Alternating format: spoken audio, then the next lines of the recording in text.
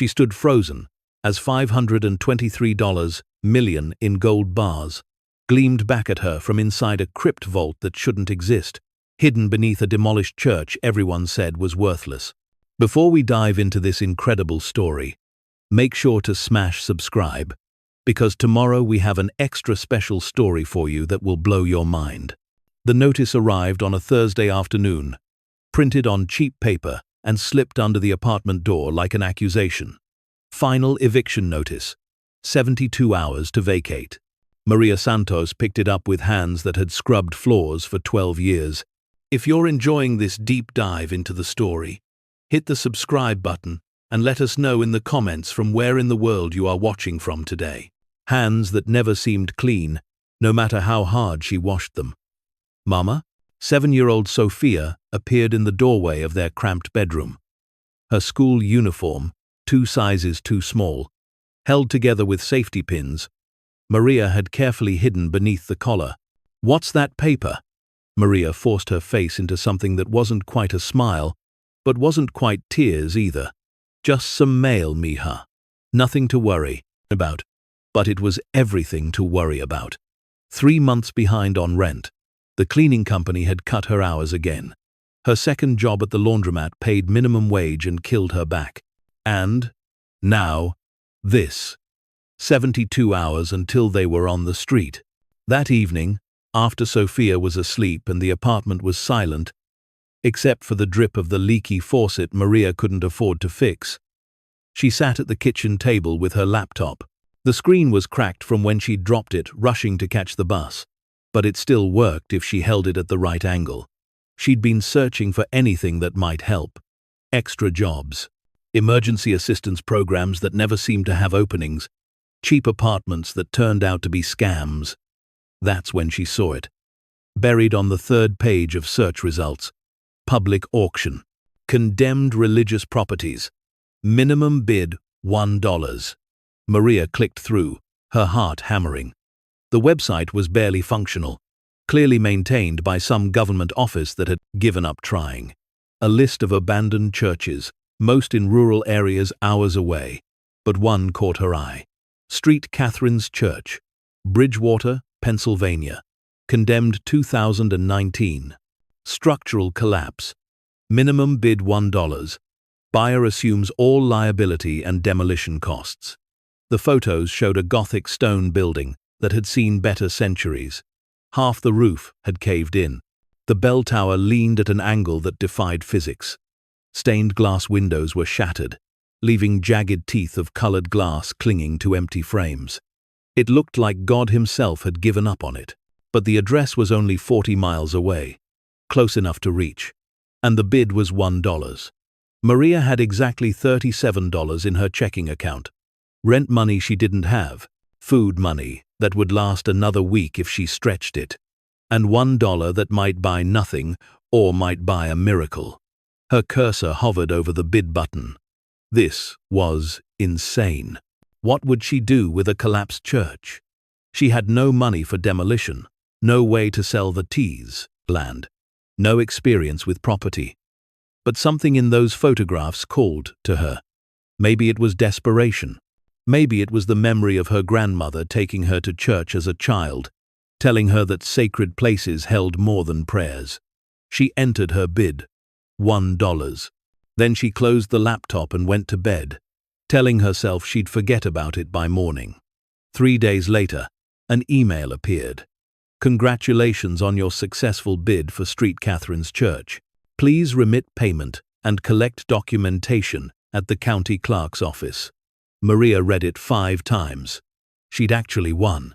She owned a church for $1. "Mama, where are we going?" Sofia asked, as they drove Maria's 5-year-old Toyota toward Bridgewater the following weekend. The check engine light had been on for 6 months. The heater only worked on the highest setting, but it ran, and that was enough. "We're going to see something special," Maria said, trying to sound more confident than she felt. The drive took them through Pennsylvania hills, painted in autumn colors.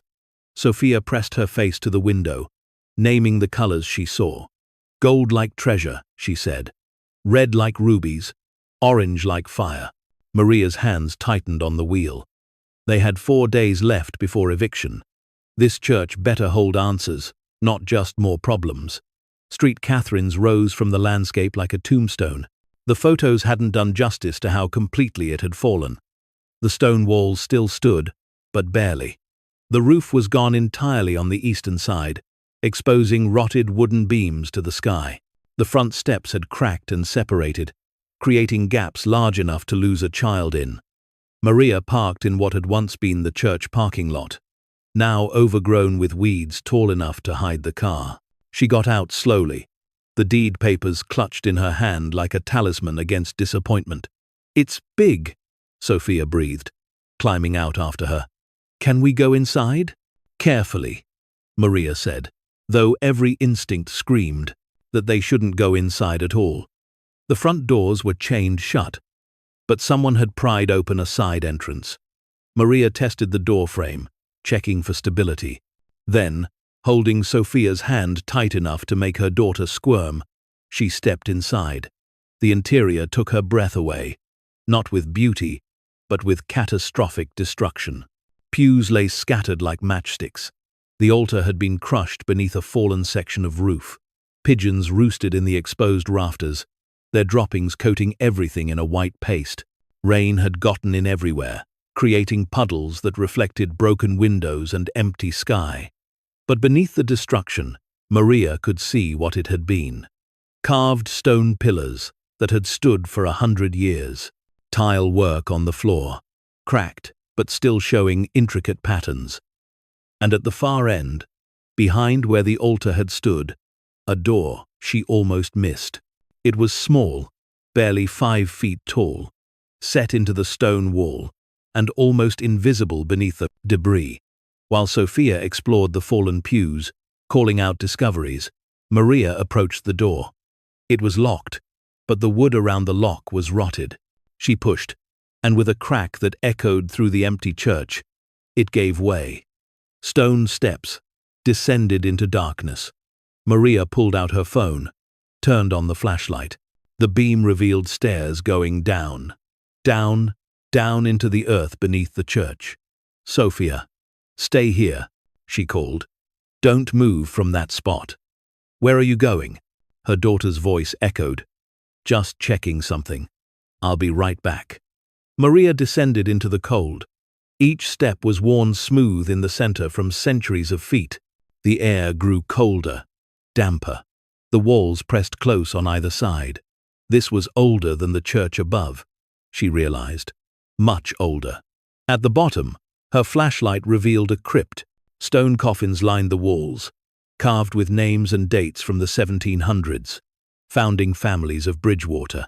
But Maria barely noticed them. Her attention was fixed on something else. At the far end of the crypt was another door. This one was metal, modern, completely out of place in a space built before the American Revolution. And it wasn't locked. It was open, just a crack, as if someone had left in a hurry and forgotten to close it behind them. Maria's heart hammered as she approached. She put her hand on the cold metal and pulled. The door swung open on silent hinges. Beyond was a room that shouldn't exist. Modern, climate-controlled despite the demolished church above. And filling it, stacked from floor to ceiling, were gold bars. Maria's knees went weak. She stumbled forward, her flashlight beam catching on bar after bar of gold, each one stamped with numbers, dates, official seals. Some were marked with symbols she didn't recognize. Others had engravings in languages she couldn't read. She picked up one bar. It was heavy, far heavier than she expected. The gold was warm under her fingers, as if it held sunlight from years ago. She turned it over. The stamp read, 1,942. Swiss National Bank. How many bars were here? Hundreds. Thousands. Maria's mind couldn't process the number, couldn't process what she was seeing. A sound from above made her freeze. Footsteps. Heavy boots on the broken stone floor of the church. Men's voices, low and urgent. The door's been opened. If you find this story engaging, please take a moment to subscribe and enable notifications. It helps us continue producing in-depth content like this. Someone's been here. Maria's blood turned to ice. She clicked off her flashlight and pressed herself against the wall of gold bars. Above, she could hear them moving through the church. How many? 2, 3? Sofia, she breathed, terror flooding her chest. Her daughter was up there. Alone. She had to move. Had to get back to Sofia. Maria forced her legs to work. Forced herself to move through the darkness of the vault. Through the crypt. Up the stone steps. She emerged behind the broken altar to see 3 men in suits standing in the church. They'd found Sofia, who stood frozen by the pews, eyes wide with fear. "Mama!" she cried when she saw Maria. The men turned. The one in front was tall, silver-haired, wearing a suit that probably cost more than Maria made in a year. His face was calm, but his eyes were cold. "Miss Santos," he said, as if he'd been expecting her. "I'm afraid you've stumbled onto something that doesn't belong to you." Maria moved to Sofia, pulled her daughter behind her. "This is my property. I bought it legally." "Did you?" The man smiled. "Check your deed carefully. The sale included the structure and land, but mineral rights and everything below ground level were specifically excluded." Maria's hand went to her pocket, where she'd folded the deed papers. She hadn't read them carefully, just signed where they told her to sign. "I don't know what you're talking about," she said, trying to keep her voice steady. "No?" The man took a step closer. "Then you didn't see the vault. Didn't see what's been stored there for the last 80 years. Good. Then we have nothing to discuss. You'll sign a revised deed, acknowledging the mineral rights exclusion.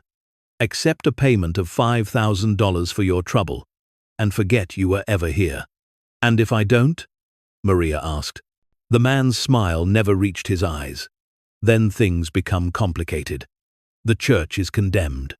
Structural collapse is so unpredictable, especially with a child exploring dangerous ruins." The threat was clear. Sofia's hand tightened in hers. Maria felt rage building beneath her fear. This was what her life had always been. Powerful people telling her what she could and couldn't have. Threatening her. Using her poverty against her. "Not this time. Get out," she said, her voice stronger than she felt. "This is my property. You're trespassing." The man's expression hardened. "You have no idea who you're dealing with." "Neither do you," Maria said, pulling out her phone. "I'm calling the police." "The police?" The man laughed. "Miss Santos, do you know who sits on the Bridgewater Town Council? Who funds the police department? Who owns the county clerk's office where you filed that deed?" Maria's finger hovered over 911. Her hand shook. "But please," the man continued, "call them. We'll explain how we were concerned about vagrant activity in a condemned building. How we found you trespassing with your daughter in a structurally unsafe property. Child Services takes such situations seriously." The threat to take Sofia away cut deeper than any threat to Maria herself. She lowered the phone. The man nodded, satisfied. "Smart choice. Now, about that revised deed." A new voice cut through the church. "I wouldn't sign anything if I were you." They all turned. Standing in the broken doorway was a woman in her 70s, wearing a simple dress and cardigan. Her white hair was pulled back in a bun. She looked like someone's grandmother, but her eyes were sharp, knowing. "Mrs. Chen," the silver-haired man said, his voice tight. "This doesn't concern you, doesn't it?" The old woman walked into the church with the confidence of someone who'd walked these floors 1,000 times. "St. Catherine's was my parish for 50 years. I watched them condemn it. Watched them ensure no one bid on it except their people. Funny how an outsider finally won." She looked at Maria. "You're Maria Santos. I've been watching the auction results, hoping someone real would get it." "Who are you?" Maria asked. "Margaret Chen. I was the church secretary for 30 years. I know what's buried under this building." She turned to the silver-haired man. "Don't I, Robert? I know why your family has been so eager to keep this property. Robert's jaw tightened. You're an old woman who should mind her business.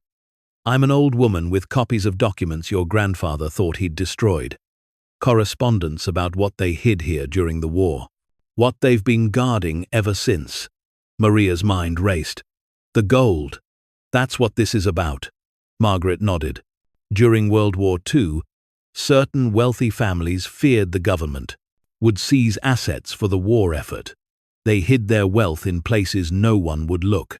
Churches, crypts, sacred ground that couldn't be easily searched or seized. That's ridiculous, Robert said, but his voice lacked conviction. Is it? Margaret pulled papers from her purse.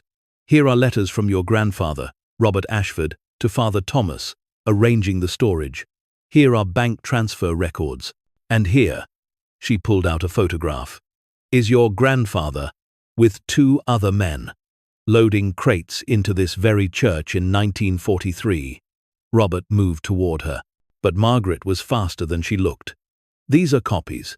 The originals are with my attorney, to be released if anything happens to me, or to Miss Santos, or to her daughter. The standoff lasted an eternity. Finally, Robert stepped back. This isn't over. No, Margaret agreed. It's just beginning, because now Maria owns this property. All of it, including everything below ground that your family has been illegally storing here for 80 years. That vault was built on sacred ground, without permits, without legal authority. It's hers now. Robert and his men left, their footsteps echoing through the ruined church. When they were gone, Maria's legs finally gave out. She sat down hard on a broken pew, pulling Sofia close. Why are you helping me? She asked Margaret. The old woman sat beside them. Because I'm tired of watching powerful families steal from everyone else. Because I watched your grandmother bring you to Mass here when you were Sofia's age. Because some secrets need to be brought into the light. You knew my grandmother? Maria's voice cracked. Rosa Santos was one of the finest women I ever met. She cleaned this church for 20 years, never accepting payment. Said it was her offering to God. Margaret smiled. She would have loved knowing her granddaughter inherited it. That night, Margaret took them to her house. A small cottage filled with photos of Street Catherines in its glory days. Over tea and cookies for Sofia, she told Maria everything. The Ashford family, along with 2 other wealthy families, had hidden assets during the war. Gold, bearer bonds, art, things that could be converted to cash without government scrutiny. They'd chosen Street Catherines because Father Thomas owed them favors. Gambling debts, Margaret said quietly. They'd built the vault in 1943, under cover of air raid preparation. The church had approved a shelter in the crypt. What they built was a bank vault disguised as a cellar. They'd hidden their wealth there, planning to retrieve it after the war, but investigations had made them cautious. Years passed. Father Thomas died. The families waited, not wanting to draw attention. Decades stretched into lifetimes. The men who'd hidden the gold died, leaving their sons, who left their grandsons. Men like Robert Ashford, who'd been guarding a secret so old they'd almost forgotten why. How much is down there? Maria whispered. Margaret pulled out a cram. Ledger. Its pages yellowed with age. According to Father Thomas's records, which he kept as insurance, approximately 8,000 gold bars. At today's prices, roughly $523 million. The number was so large Maria couldn't process it. She could barely afford dinner, and now someone was telling her she owned over $500 million. But it's not legally mine, she said. They said the mineral rights were never properly separated. Margaret showed her more papers. I've had lawyers review this for years, waiting for the right moment. The deed sale included everything. The mineral rights clause was added to the online listing, but never filed properly with the county. The Ashfords assumed no one would challenge it. They were wrong. Maria looked at Sofia, sleeping on Margaret's couch, exhausted from the day's terror. They'll fight. They have money, lawyers, connections. They do, Margaret agreed. But you have something more important. The truth. And now, you have evidence. She pushed the papers across the table. The question is, what will you do with it? Maria sat in silence for a long moment. Then she said, I want to call someone. A reporter. Margaret smiled. I was hoping you'd say that. The next morning, Jessica Park from the Philadelphia Inquirer drove to Bridgewater. She was young, hungry, the kind of reporter who'd built a reputation on exposing corruption. When Maria showed her the vault, Jessica's hands shook as she photographed the gold. This is massive, she kept saying. This is Pulitzer-level massive. But when they emerged from the crypt, 6 cars were parked outside the church. Men in suits, police officers. Robert Ashford stood at the front, holding papers. Miss Santos, I have an injunction from Judge Whitmore. This property is being seized, pending resolution of the mineral rights dispute. You're ordered to vacate immediately. Jessica stepped forward, her press badge displayed. On what grounds? Robert's expression flickered. He hadn't expected press. That's between Miss Santos and the court. Is it? Jessica held up her phone. Because I've already sent photos to my editor of a vault containing what appears to be World War II-era gold bars, hidden beneath a church in Bridgewater, Pennsylvania. Photos of gold bars with Swiss bank markings, dated 1942. My editor is very interested in how a prominent local family has been guarding this vault for 80 years without reporting it to federal authorities. Robert's face went pale. You don't understand what you're doing. I understand perfectly, Jessica said. You're trying to intimidate a single mother who legally purchased this property. You're trying to seize assets that were illegally hidden to avoid wartime taxation and government scrutiny. And now you're threatening her with police action to cover it up. She turned to the officers. Officers, are you aware that forcing someone off legally owned property without proper legal process is itself a crime? The senior officer looked uncomfortable. We were told there was a valid court order. Show it to me, Jessica said. Robert hesitated. The pause was telling. It's being processed. Then there is no current legal order, which means Miss Santos is within her rights to remain on her property. And if you attempt to remove her, I'll have a story about police collusion with wealthy families abusing the legal system on the front page tomorrow morning. The standoff lasted 5 minutes. Finally, Robert retreated to his car, but not before locking eyes with Maria. This isn't finished. No, Maria agreed, finding strength she didn't know she had. It's just starting. Jessica's story hit the next day. The response was explosive. By evening, it had been picked up by national outlets. By the following morning, federal investigators had arrived in Bridgewater. The Ashford family tried to spin it. The gold wasn't theirs. They'd just been maintaining the property out of historical interest. But Margaret's documents told a different story. Letters, photographs, bank records, Father Thomas's meticulous ledger of exactly what had been stored and by whom. Within a week, the investigation had expanded beyond the Ashfords. 2 other families were implicated. All 3 had built their present-day fortunes on wealth hidden during the war, wealth that should have been taxed, wealth that, in some cases, had been acquired through war profiteering. But the legal battle was just beginning. The families filed countersuits, claimed the gold had been legitimately acquired, argued that even if it hadn't been, the statute of limitations had expired, brought in lawyers who charged more per hour than Maria made in a month. Maria couldn't have fought them alone. But something unexpected happened. The story had resonated. A single mother finding hidden wealth, David against Goliath. Regular people started showing up at Street Catherine's, not to see the gold, but to support Maria. They brought food, supplies. One contractor offered to stabilize the church's structure for free. A law firm specializing in property rights took her case pro bono.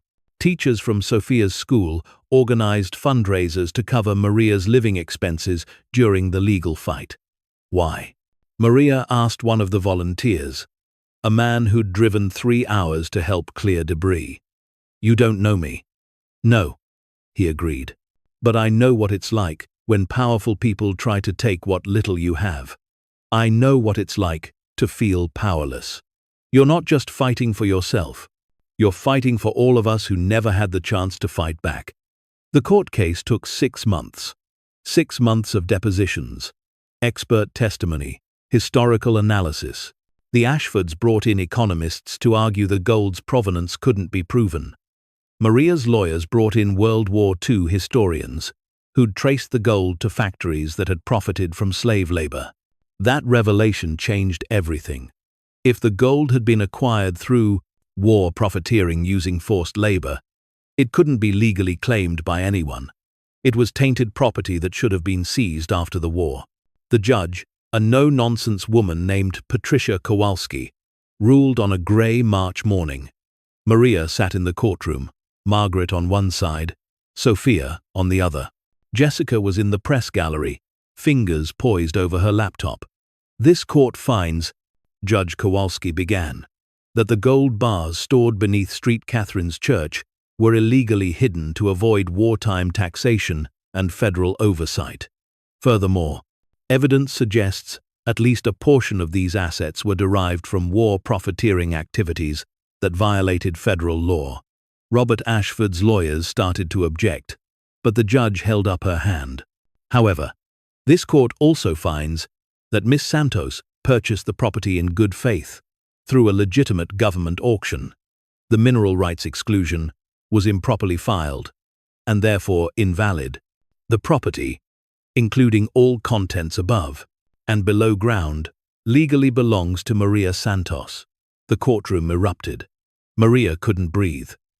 Sofia was tugging on her sleeve, asking what it meant. Margaret was crying, dabbing at her eyes with a handkerchief. But Judge Kowalski wasn't finished. That said, the problematic provenance of these assets creates a unique situation. This court orders that the gold bars be removed, catalogued, and held in federal custody while their origins are fully investigated. Any assets proven to have been acquired through illegal means will be seized by the federal government. Maria's heart sank. After everything, they were taking it away.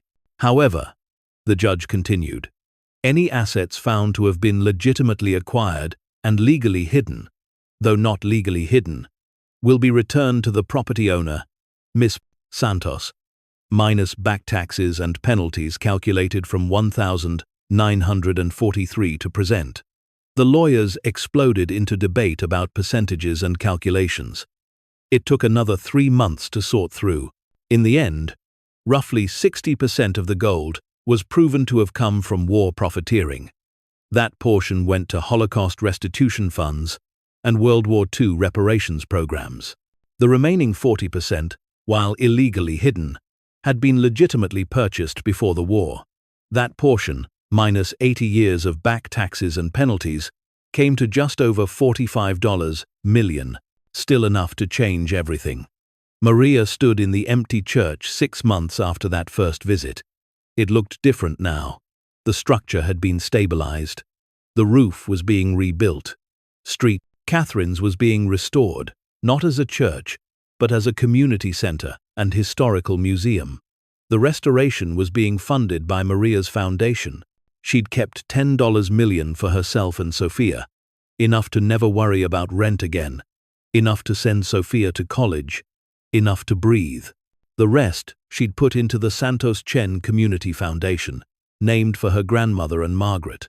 It would provide legal aid for families facing eviction, scholarships for children of single parents, support for immigrants and refugees, all the help Maria had wished for during those desperate years.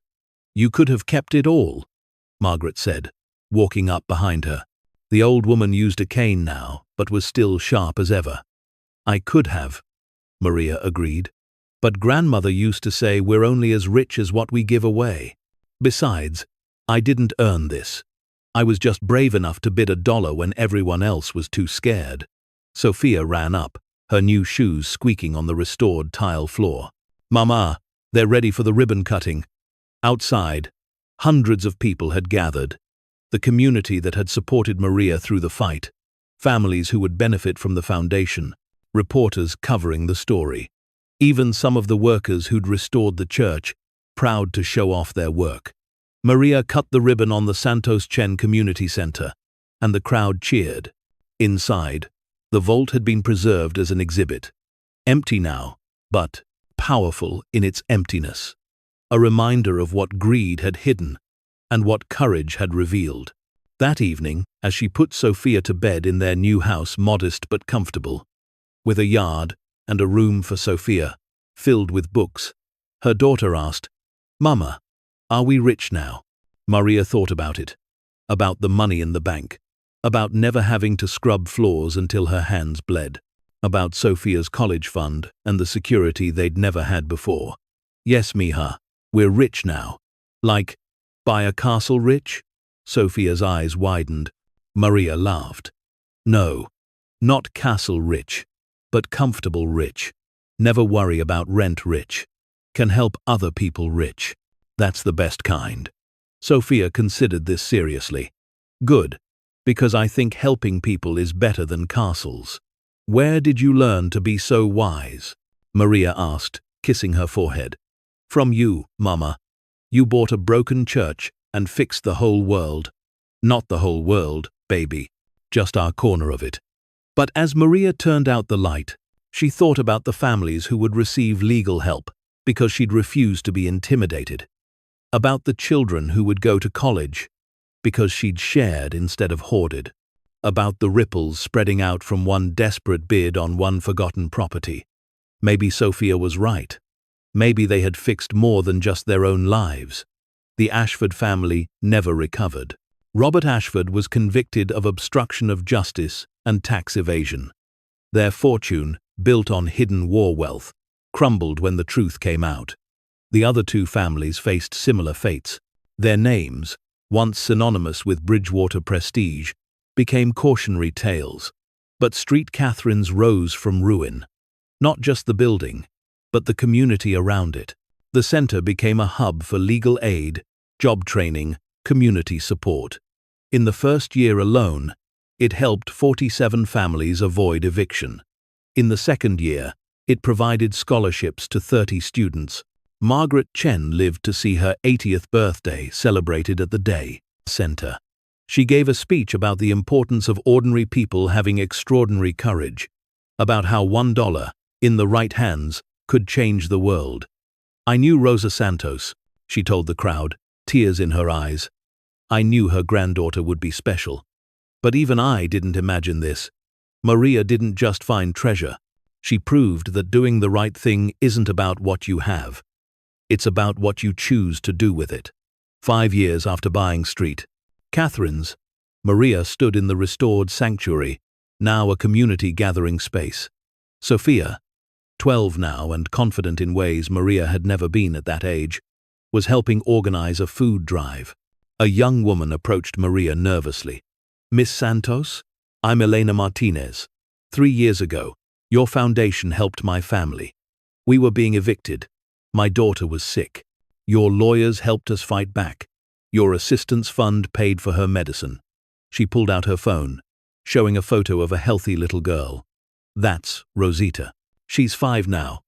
I wanted you to know. Your church saved her life." Maria hugged the woman, both of them crying. "It's not my church. It belongs to all of us now." And it was true. Street Catherine's had become something no one expected. Not a monument to wealth or power, but a testament to what happens when ordinary people refuse to accept that the powerful always win.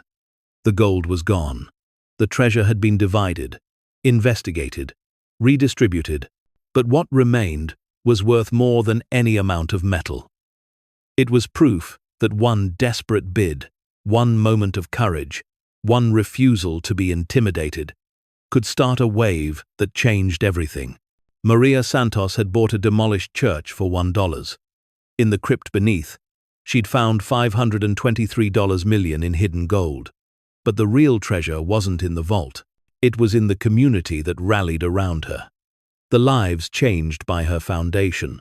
The example she set for Sofia and thousands of other children who learned that being powerless and being powerful are just choices. On the wall of the community center, there's a plaque. It shows the deed to St. Catherine's Church, sold for $1 to Maria Santos. Beneath it, a simple inscription. Sometimes the smallest investment yields the greatest return. Not in gold, but in grace. Not in wealth, but in worth. Not in what we take, but in what we give away. Maria read it sometimes, running her fingers over the engraved words. She thought about that desperate morning when she'd bid $1 on a ruined church, when she'd had nothing but hope, and no real reason to hope at all. She'd been looking for shelter. She'd found purpose. She'd been searching for survival.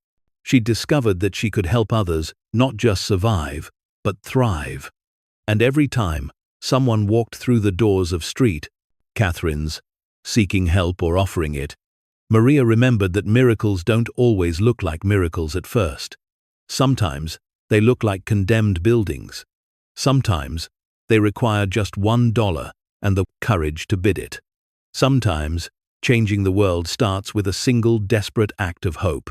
And sometimes the treasure we find isn't the one we were looking for, but it's the one we needed all along.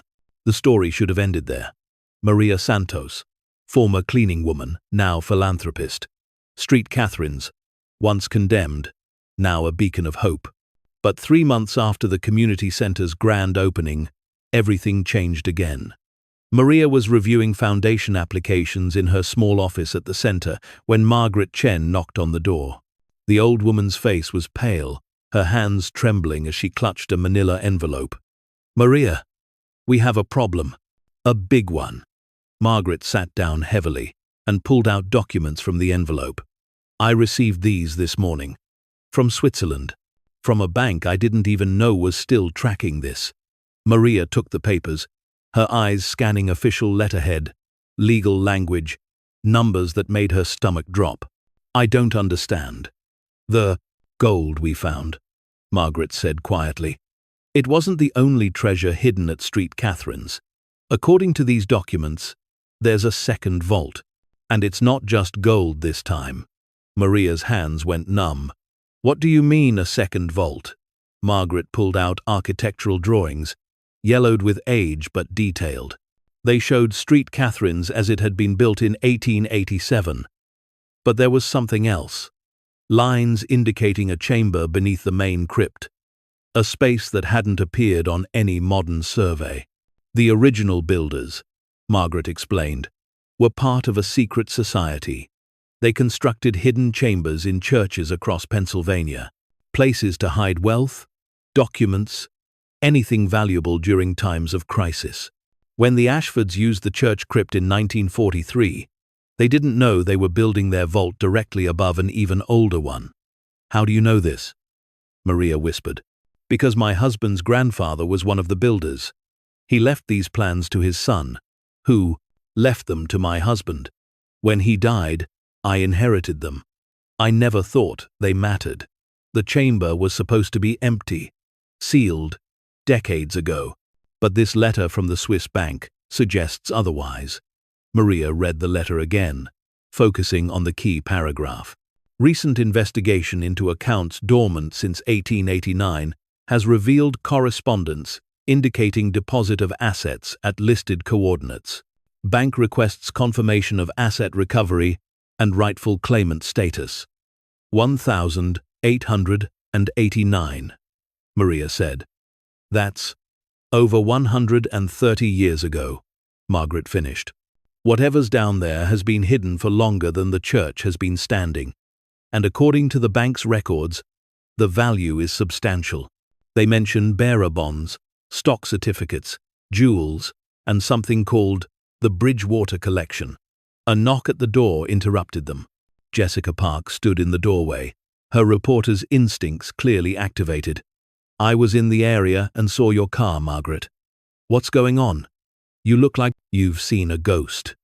Maria and Margaret exchanged glances. Finally, Maria handed Jessica the documents. They'd trusted her before. They'd need to trust her again. Jessica read in silence, her eyes widening. When she finished, she looked up. "You're telling me there's another hidden vault? Under the vault we already found?" "It appears so," Margaret said. "And you're going to go looking for it?" Jessica wasn't asking. She was stating fact. Maria stood up and walked to the window. Outside, families were arriving for the afternoon programs. Children running toward the playground the foundation had built. Parents heading to ESL classes and job training workshops. All of it funded by the gold they'd found.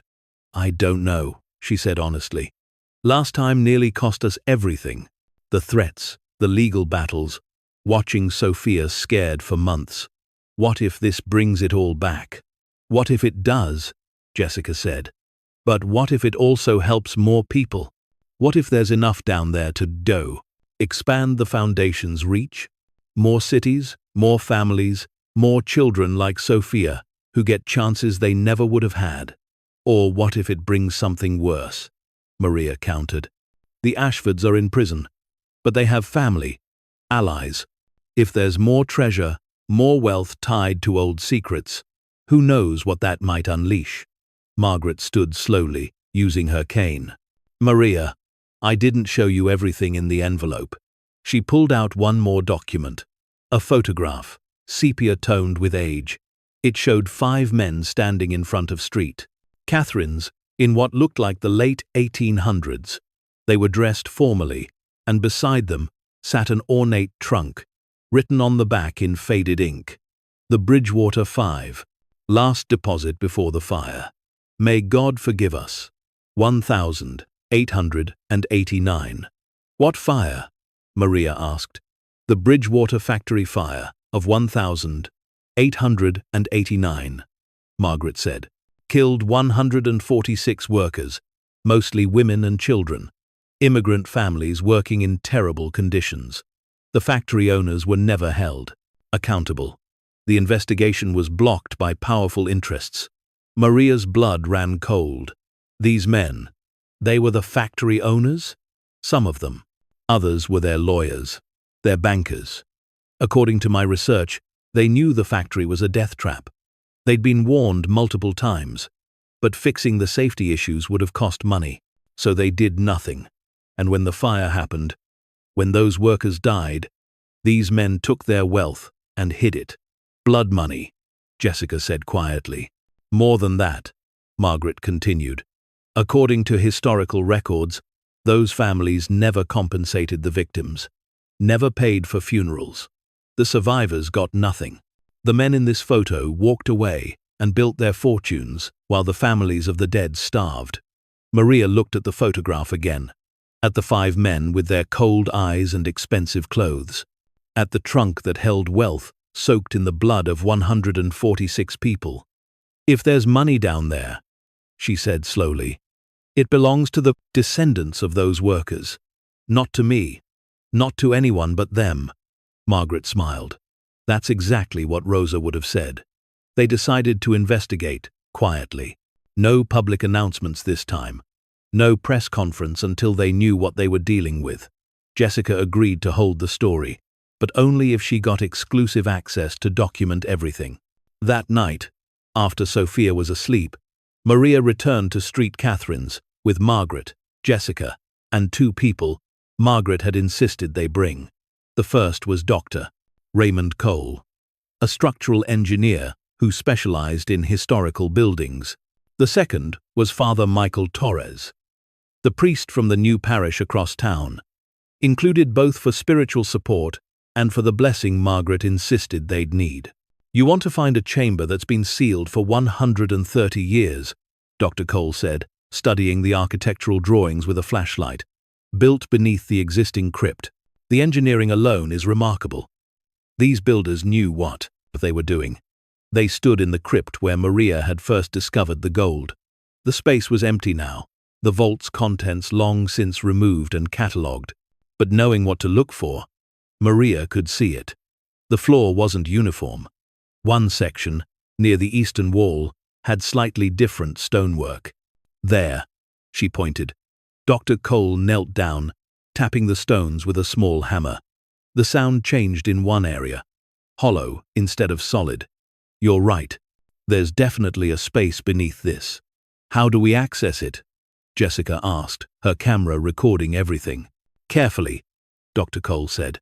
He began examining the stones more closely, running his fingers along the mortar. These old builders loved their puzzles. They wouldn't have made it obvious.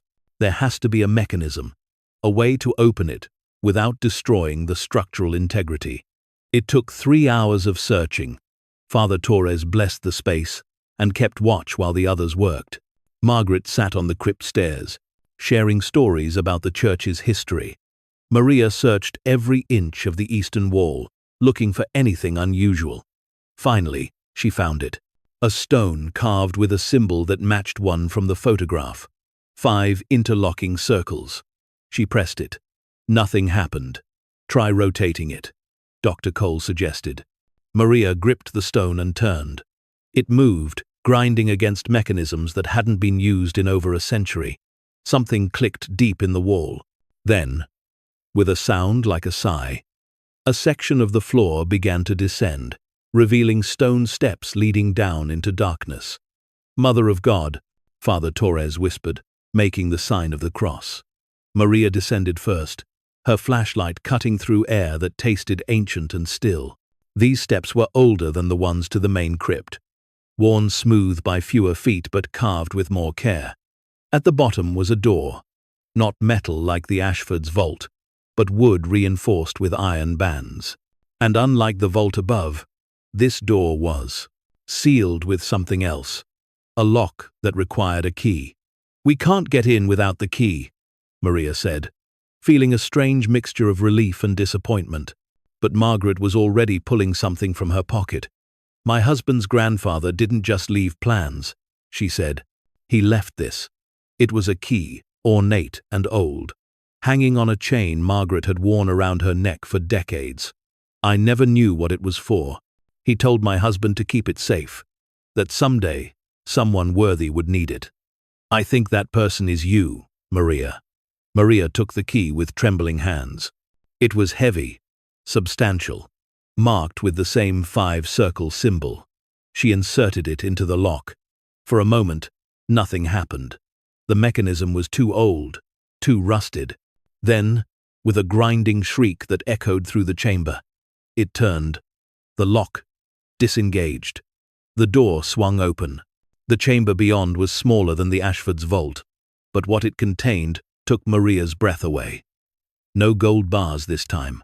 Instead, the space was filled with crates, chests, and glass display cases that had somehow survived 130 years.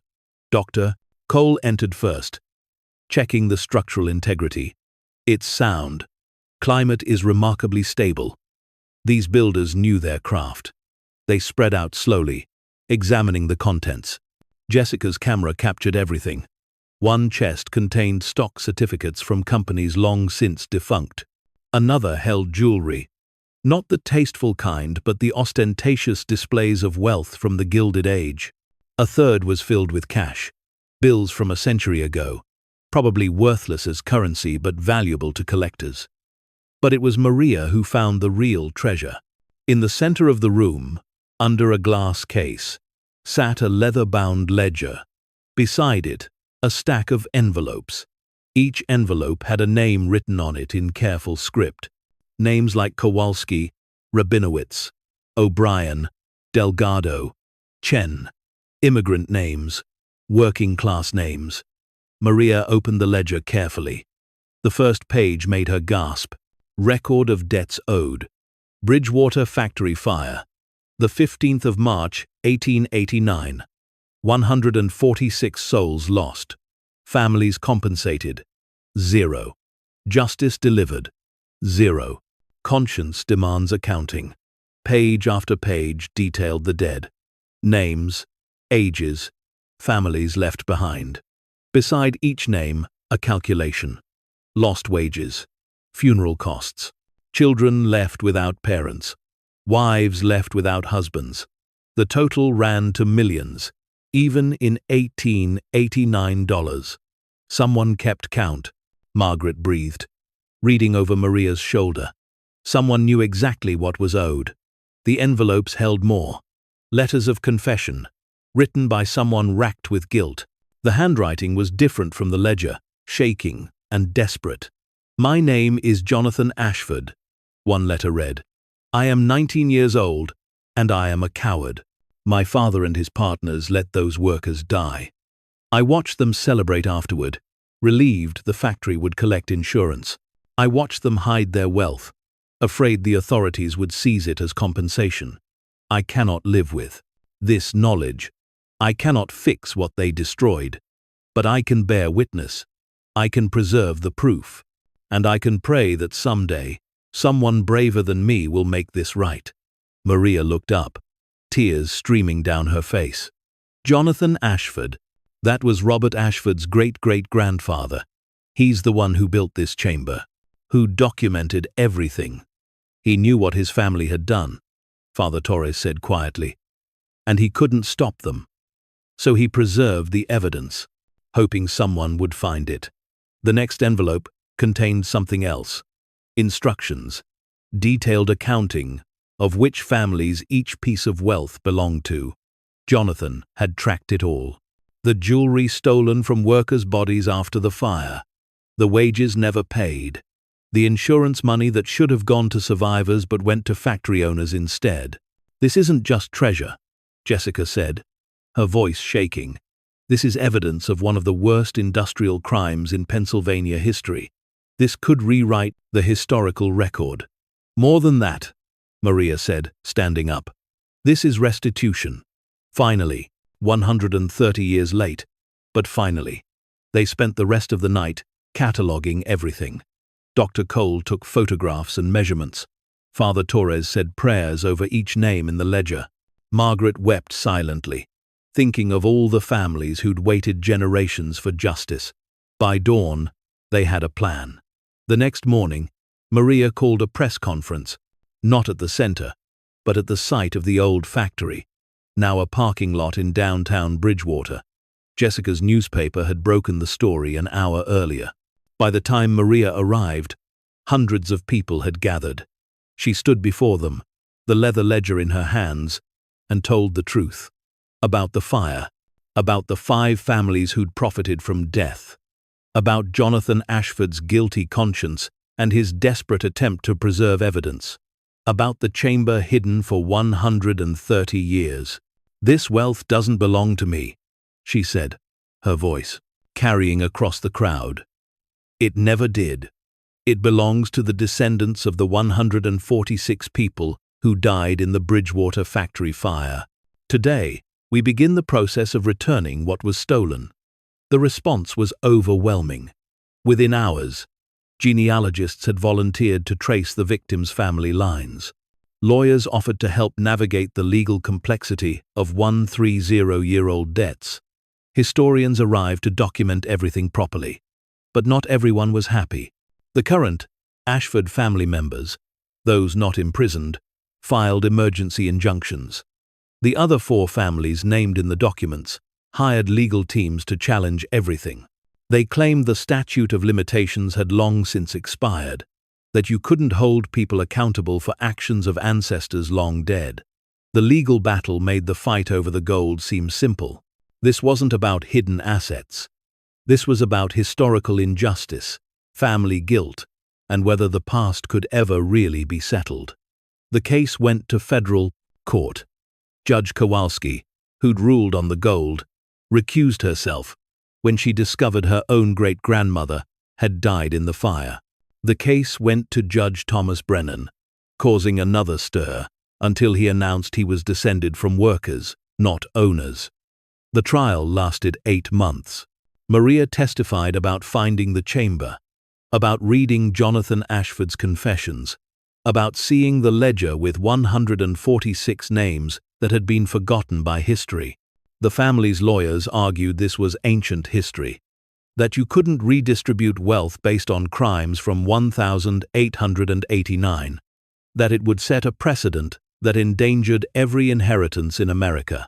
But Maria's lawyers, led by Patricia Chen, who'd returned for this fight, brought in something unexpected: descendants, real people whose great-great-grandparents had died in the fire. Men and women who'd grown up poor while the families who'd killed their ancestors grew rich. One woman, Elena Kowalski, testified through tears. "My great-great-grandmother, Anna, died in that fire. She was 23 years old, had 3 children. My great-grandfather was 5 years old when his mother burned to death.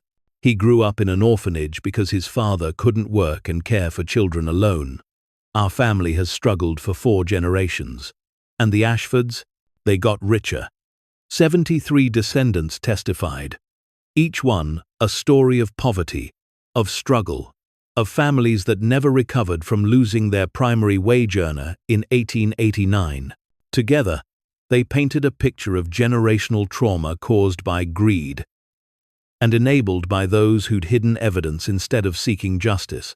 The defense brought experts who argued you couldn't trace economic outcomes across 130 years. But Patricia Chen brought her own experts. Economists who showed exactly how wealth compounds, how families with capital advantages in 1889 still had those advantages today, how families who lost everything in the fire had never caught up.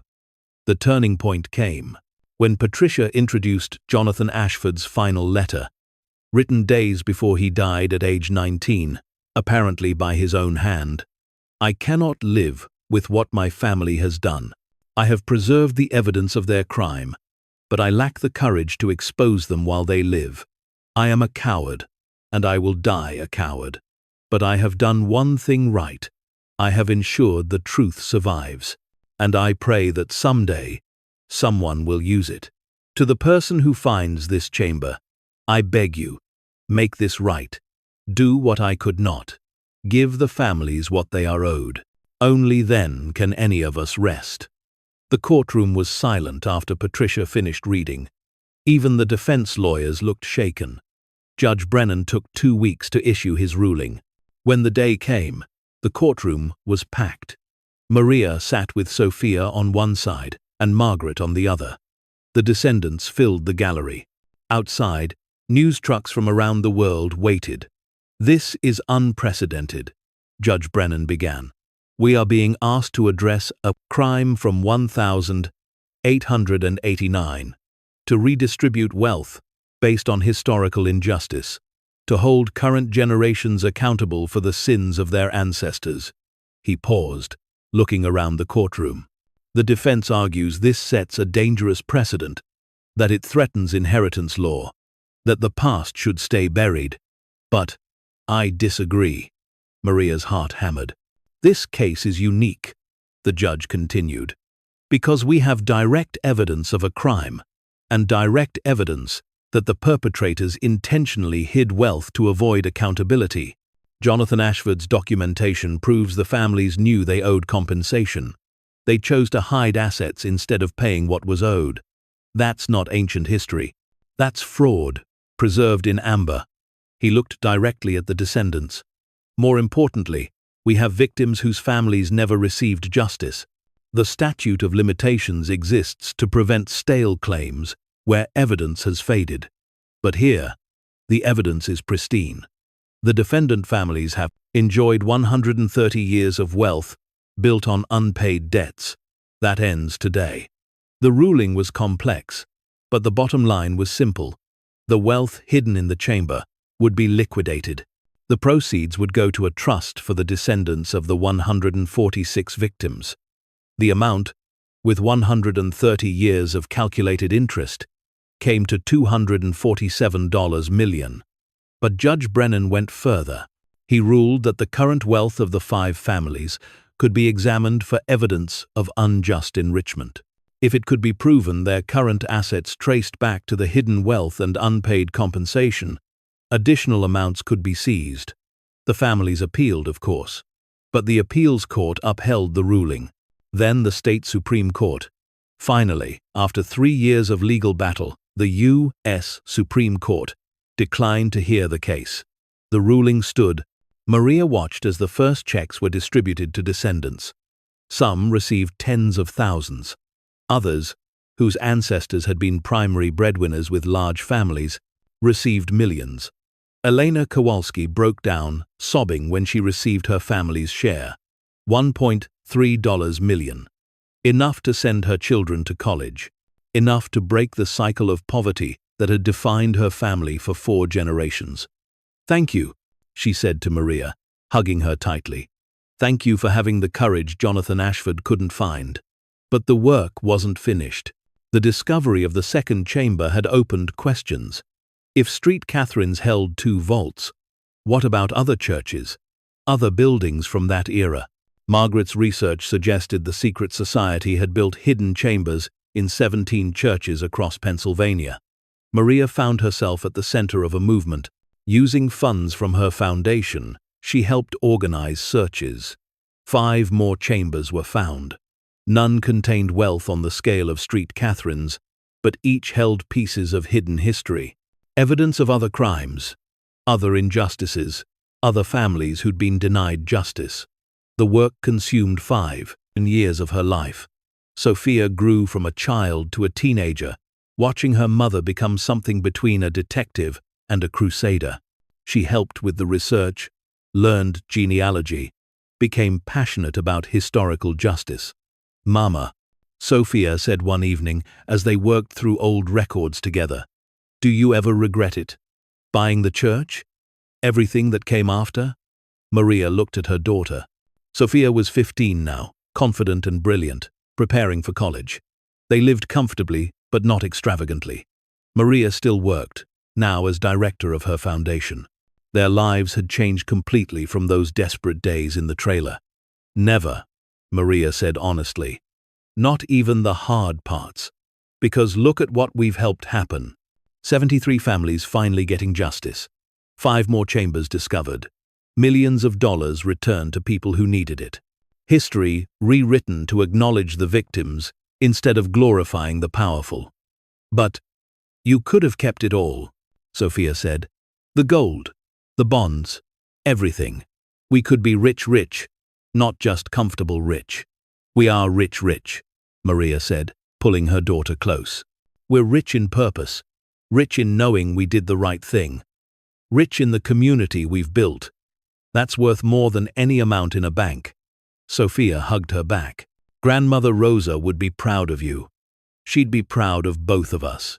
10 years after buying St. Catherine's, Maria stood in the fully restored sanctuary. It had taken a decade, but the church looked as it must have in 1887. Stained glass windows recreated from original designs, stone pillars reinforced and cleaned, the bell tower straight and true, its bell ringing every hour to mark time passing. But it wasn't a church anymore. It was the Bridgewater Historical Justice Center, part museum, part research facility, part legal aid center. The main floor told the story of the factory fire, of the workers who died, of the families who suffered. The crypt held the preserved chambers exactly as they'd been found, with explanatory displays. And in a place of honor, behind glass, sat Jonathan Ashford's ledger, the document that had changed everything. Beside it, a photo of the young man who'd lacked courage to expose his family, but found courage to preserve the truth. The center's director was Sofia Santos, now 22, and fresh from college with degrees in history and social justice. She'd grown up in these halls, learned justice at her mother's knee, and dedicated her life to continuing the work. Maria had stepped back from day-to-day operations. She was 48 now, still strong, but ready to let the next generation lead. She spent her time writing, documenting everything they'd discovered, ensuring the stories were preserved. She was working on her memoir when the phone rang. Unknown number. "Is this Maria Santos?" An elderly man's voice, shaking with age. "Yes. Who's calling?" "My name is David Ashford. I'm Jonathan Ashford's great-great-great-grandson. I'm 91 years old, and I've been watching what you've done, what you've uncovered, the justice you've brought." Maria's hand tightened on the phone. "What can I do for you, Mr. Ashford? I have something for you. Something Jonathan left behind that my family has kept hidden. I'm the last of my line, no children to pass judgment on me. And I'm tired of keeping secrets. 2 days later, Maria drove to a nursing home in Philadelphia. David Ashford was in a wheelchair, oxygen tubes in his nose, but his eyes were clear and sharp. "Thank you for coming," he said. "I wasn't sure you would." "Why wouldn't I?" "Because my family has spent a decade fighting you, trying to discredit you, protect what they thought was theirs." He wheeled himself to a closet, pulled out a metal box. "This has been in my family since Jonathan died. We were told never to open it, never to speak of it. I opened it after your first court victory. What's inside has haunted me ever since." He handed Maria the box. Jonathan didn't just document the factory fire. He documented everything. Every crime his family committed. Every person they hurt. Every dollar they stole. It's all in there. Maria opened the box. Inside were more ledgers, more letters, more evidence. Decades of crimes. Generations of injustice. "Why give this to me now?" she asked. David smiled sadly. "Because you'll do the right thing with it. You've proven that. And because I want to die with a clear conscience. My family built their wealth on suffering. You've been tearing that building down brick by brick. This is the last of it. Use it well." The evidence David Ashford provided led to 3 more major discoveries: hidden accounts, stolen property, families that had been cheated, forgotten, erased from history. The work would take another decade to complete. But on the day Maria Santos turned 50, she stood in Street Catherine's sanctuary, surrounded by hundreds of people whose lives had changed, because she'd bid $1 on a condemned church. Descendants of fire victims, families helped by her foundation, students educated by her scholarships, legal aid recipients, historical researchers, and at the front, Sofia, who would carry the work forward. "I didn't set out to change the world," Maria said to the assembled crowd. "I was just trying to survive, trying to give my daughter a chance. But I learned something in this place, in these chambers of hidden truth. Justice doesn't have an expiration date. Wrong doesn't become right just because time passes. And ordinary people can do extraordinary things when they refuse to accept that the powerful always win." She paused, looking around at the beautiful sanctuary. This church was built in 1887 by people who wanted to create something holy. Then it was profaned by men who hid their crimes in sacred spaces. It fell into ruin, condemned, and forgotten. And then it rose again, transformed into something new, a place where truth matters, where justice, no matter how delayed, can still be delivered, where the forgotten are remembered. "That's what we all are," she continued. "Condemned buildings waiting to be restored, forgotten stories waiting to be told, hidden truths waiting to be revealed. And sometimes, all it takes is someone brave enough to bid $1 and turn the key." The applause echoed through the sanctuary, through the crypts below, through chambers that had held secrets, and now held light. Maria thought of that desperate morning 10 years ago, of the eviction notice, of the last $37 in her account, of the impossible choice to bid on ruins. She'd been looking for shelter. She'd found purpose. She'd been seeking survival. She'd discovered justice. She'd spent $1. She'd changed the world. And that was the real treasure all along. 3 years after her 50th birthday, Maria Santos received a letter that would prove the story wasn't quite finished. It arrived at the Bridgewater Historical Justice Center, addressed in shaky handwriting that belonged to someone who'd learned penmanship in a different era. Inside was a single photograph and a note written on paper so thin it was nearly translucent. "Dear Mrs. Santos, my name is Catherine Morrison. I am 94 years old and living in a care facility in Boston. I have been following your work since the beginning. What you've accomplished is remarkable, but there's something you should know, something about Street Catherine's that even Jonathan Ashford never discovered. I was there, you see. I was 8 years old on the day they sealed the first chamber. My father was one of the builders. Before he died, he made me promise to keep the secret. But secrets have expiration dates too, don't they? Especially when someone like you is finally asking the right questions. If you can come to Boston, I'll tell you everything. I don't have much time left, and this story deserves to end properly. Yours in truth, Catherine Morrison. A photograph showed a young girl standing in front of Street Catherine's in what looked like 1937.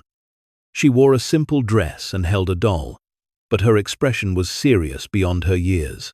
Behind her, partially visible, were men carrying something into the church, something that looked suspiciously like the ornate trunk from the 1889 photograph. Maria showed the letter to Sofia, who was now director of the center and already booking flights to Boston before her mother finished reading aloud. This could be nothing, Maria cautioned. She's 94. Memories fade. She might be confused. Or she might be the final piece of the puzzle. Sofia countered. Mama, when has following these threads ever led us nowhere? They flew to Boston the next week. The care facility was pleasant, overlooking the harbor, the kind of place where people went to die with dignity. Catherine Morrison sat in a wheelchair by the window, a blanket across her lap despite the summer heat. But her eyes were sharp when they settled on Maria. You look like your grandmother, she said without preamble. Rosa Santos. I knew her. Not well, but we spoke sometimes at Street Catherine's. She cleaned. I came to pray. We were both keeping vigils, in our own ways. Maria pulled up a chair. Your letter said you have information about the church. About what's still hidden there. Catherine corrected. You found the gold. You found Jonathan's chamber of shame. But you didn't find what my father and his friends buried the deepest. She gestured to a box on her bedside table. Sofia brought it over. Inside were more photographs, architectural drawings, and a small leather journal similar to the one Jonathan had left. My father, Thomas Morrison, was a stonemason, one of the best in Pennsylvania. In 1887, he helped build Street Catherine's, and in the process, he and 4 other craftsmen discovered something that had been there long before any church. Catherine pulled out a drawing that made Maria's breath catch. It showed the hillside where Street Catherine's stood, but underneath were lines indicating natural cave systems. Extensive networks that ran beneath the entire area. The builders found an entrance to these caves while excavating for the foundation. Catherine continued. Inside, they discovered something incredible. Evidence of people who'd lived there centuries before. Native peoples who'd used the caves for ceremony, for storage, for shelter. The caves held artifacts, pottery, tools, ceremonial objects. Beautiful things. But they were worried, she went on, her voice growing stronger with the telling. This was 1887. They knew what happened when indigenous artifacts were found. Museums would come. Collectors. The items would be scattered, sold, locked away in display cases far from their people. So my father and his friends made a decision. Sofia leaned forward. They hid them. They sealed the cave entrance behind the church's foundation, Catherine confirmed. Created, small access point, through the crypts, but made it look like solid wall. They documented everything they found, photographed it, recorded the oral histories from local indigenous elders who remembered the old stories about the sacred caves, and they left instructions for when the time was right to reveal it all. Maria felt her chest tighten. And that time is now. That time is now, Catherine agreed. Because you've proven something my father hoped for but never saw. That truth can win. That the powerful can be held accountable. That stolen things can be returned. These artifacts belong to the Lenape people whose ancestors placed them there. Not to museums, not to private collectors, to their people. She handed Maria the journal. In here are the exact locations, descriptions of what was found, and copies of the conversations my father had with the elders. He wanted to do the right thing. But in 1887, the right thing would have meant losing everything to thieves. So he waited. And he asked his daughter to wait. And now I'm asking you to finish what he started. But I'm not indigenous, Maria said quietly. This isn't my story to tell. These aren't my artifacts to return. Catherine smiled. No, but you know how to find the rightful owners. You've done it before. And more importantly, you know how to do it right. With respect. With justice. With the understanding that some treasures aren't measured in dollars, but in dignity to restored. They returned to Bridgewater, with Catherine's blessing and her father's careful documentation. But this time, Maria knew the first call wasn't to lawyers or reporters. It was to the Lenape Nation of Pennsylvania. The initial meeting was difficult. Maria sat across from Chief Robert Whitefeather and 3 tribal council members, explaining what had been found and hidden. She expected anger at the deception, at another thing taken and kept from indigenous people.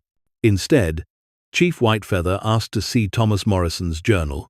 He read in silence for a long time, his weathered hands gentle with the old pages. When he finished, there were tears in his eyes. This man, he said quietly, he listened to our elders. He recorded their words exactly. He treated our sacred objects with reverence, and he protected them when revealing them would have meant their destruction. He looked up at Maria. In 1887, that took more courage than you might understand. Museums were raiding graves.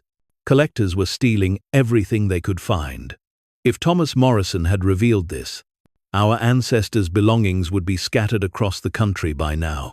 What he did, Chief Whitefeather continued, was wait for a world that might treat our heritage with respect. It took 136 years, but perhaps that world is finally here. The excavation took 6 months. Not treasure hunters this time, but archaeologists working under tribal supervision. Using Thomas Morrison's precise drawings, they found the sealed entrance. Behind it, exactly as described, were chambers that had been used by Lenape people for generations. The artifacts they found weren't worth millions in monetary terms, but their cultural value was incalculable. Pottery with designs that had been lost to history. Ceremonial pipes carved with symbols that helped reconstruct forgotten spiritual practices. A collection of wampum belts that told stories in beadwork. Tools that showed sophisticated engineering. Evidence of a rich, complex culture that had been systematically erased from most historical records. But the most important discovery was a burial site. Not looted like so many others. Not disturbed. Still holding the remains of people who'd been laid to rest with dignity centuries ago. Chief Whitefeather stood in the chamber with Maria and Sofia, looking at the carefully preserved space.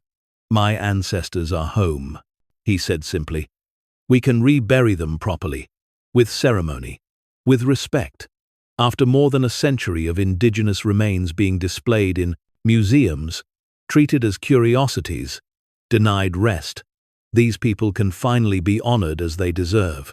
The repatriation ceremony was held at Street Catherine's on a perfect autumn day. Representatives from Lenape communities across the country attended.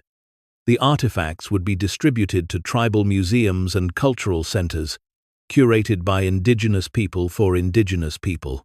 The burial remains would be reinterred in a sacred site, chosen by the tribe, far from the church, returned to earth properly.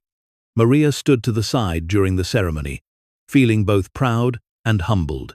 She'd found wealth, exposed crimes, delivered justice for the forgotten. But this felt different. This felt like completing a circle that had been broken for far too long. After the ceremony, a young Lenape woman approached her. She wore traditional regalia, her face marked with paint in patterns that echoed the pottery designs from the cave. Thank you, she said.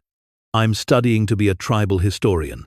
These artifacts, these records, your church protected, they're going to help us reclaim parts of our culture we thought were lost forever. Stories we can tell our children, practices we can revive, identity we can rebuild. Maria thought about Sofia, about grandmother Rosa, about all the people whose lives had been changed by one desperate bid on a condemned church. "No," she said gently. "Thank you for teaching me that treasure isn't always what we think it is, that sometimes the greatest wealth is in preserving what matters most to others." That evening, back at the center, Maria stood in the sanctuary, watching the sunset paint the stained glass windows in colors Sofia had once described: gold like treasure, red like rubies, orange like fire. "Is it finally over?" Sofia asked, coming to stand beside her. Maria thought about Catherine Morrison, who'd kept her promise for 86 years, about Thomas Morrison, who'd protected artifacts for a future he'd never see, about Jonathan Ashford, whose guilt had preserved evidence of his family's crimes, about the 146 workers who died in a fire that should never have happened, about the Lenape people whose heritage had been hidden to keep it safe. "No," she said. "I don't think stories like this are ever really over. They just become part of something larger, threads in a tapestry we're all weaving together. Every choice we make about what to reveal and what to protect, what to take and what to return, what to hoard and what to share. That's very philosophical," Sofia teased. "The woman who just wanted to avoid eviction has become a philosopher." Maria laughed. "The woman who bid $1 and found $523 million learned that money is the least valuable thing you can discover. Justice is worth more. Truth is worth more. Dignity restored is priceless." She turned to face her daughter. "You're going to be the guardian of this place after I'm gone.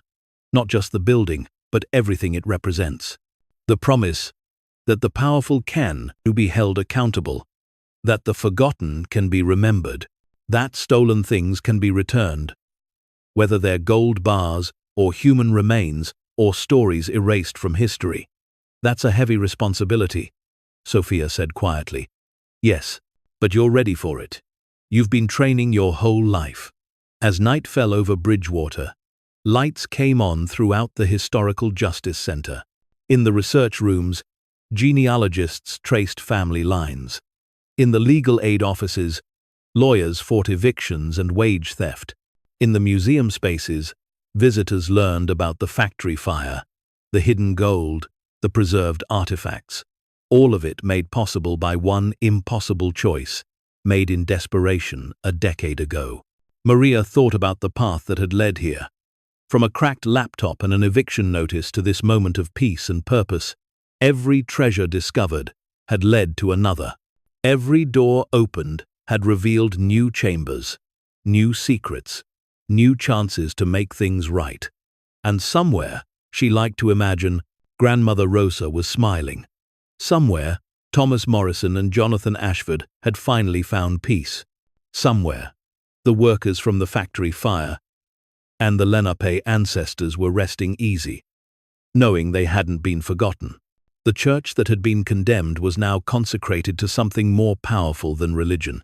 It stood for the radical idea that ordinary people could change the world, that $1 spent in desperation could purchase justice, that ruins could be restored into something beautiful, that secrets revealed could heal rather than destroy. Maria Santos had bought a demolished church for $1. She'd found $523 million in gold. She'd discovered evidence of crimes that rewrote history. She'd helped return sacred artifacts to their people. But the real treasure, she understood now, was simpler and more profound. She'd learned that no one is too powerless to make a difference, that every voice matters, that justice may be delayed but it doesn't have to be denied, and that sometimes the most valuable thing you can do with wealth is give it away, with truth is share it, and with power is use it to lift others up. As she locked the center's doors for the night, Maria Santos smiled. Tomorrow would bring new discoveries, new challenges, new opportunities to choose justice over comfort. But tonight, she was content, knowing that a condemned church had been saved, not by wealth, but by courage, not by power, but by persistence, not by one person, but by a community that refused to forget. And that was worth more than all the gold in any hidden vault. Thank you so much for watching until the end. If you loved this story, check out the other videos on your screen now. I think you'll really enjoy them. And don't forget to subscribe if you haven't already. See you in the next story.